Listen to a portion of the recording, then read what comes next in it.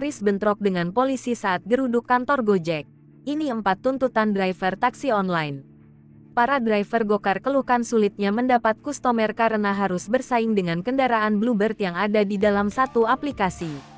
Ratusan driver ini kemudian menyampaikan aspirasinya di depan kantor Gojek kawasan Blok M, Kecamatan Kebayoran Baru, Jakarta Selatan pada Senin tanggal 12 September tahun 2022.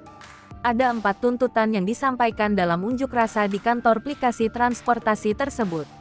Pertama, mereka meminta memisahkan aplikasi Bluebird dengan Gokar supaya memudahkan mendapat penumpang. Sebab, kendaraan biru memiliki sistem kasta prioritas, sehingga para driver Gokar selalu kalah dengan Bluebird. Tuntutan kedua, adanya ibas tarif kenaikan harga bahan bakar minyak BBM, tapi tarif tidak ikut dinaikkan oleh aplikator.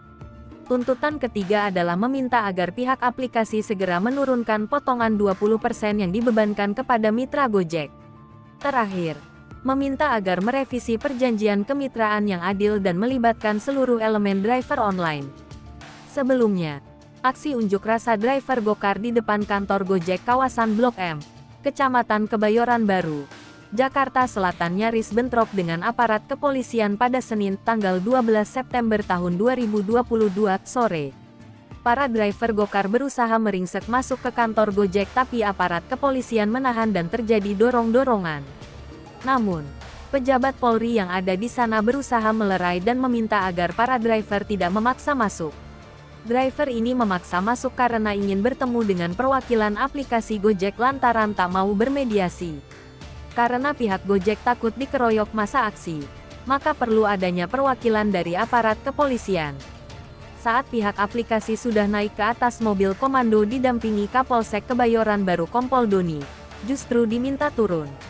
Akhirnya pihak aplikasi tak jadi menyampaikan penyataan untuk menjawab keluhan dari para driver.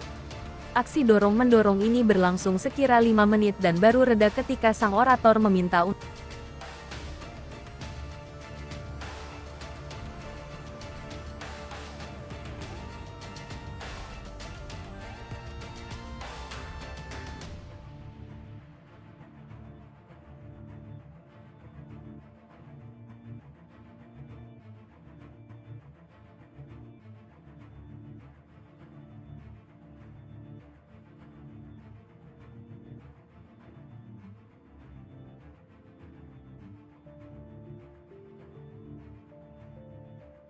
Hai pemirsa Sri Popo TV, jangan lupa komen, like, dan subscribe, serta tonton terus berita-berita terupdate lainnya ya.